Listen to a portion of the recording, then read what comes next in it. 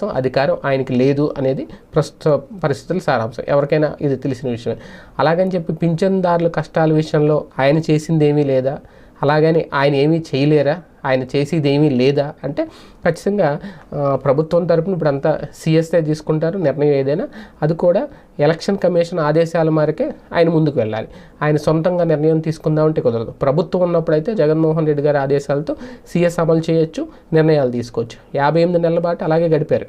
ఎవరికి ఏ ఇబ్బంది లేకుండా, ఏ పింఛన్దారుడు రోడ్డును పడకుండా. నెల ఇచ్చేసరికి 1, 2, 3 తేదీల్లో మహా అయితే పోనీ వాళ్ళు చెప్తున్నట్టు 1వ తేదీన ఎప్పుడూ పింఛన్లు పడలేదని అనుకుందాం. 3వ తేదీలో అయితే పింఛన్లు పడిపోయినాయి కదా, టెన్షన్గా పింఛన్ వచ్చేసింది కదా.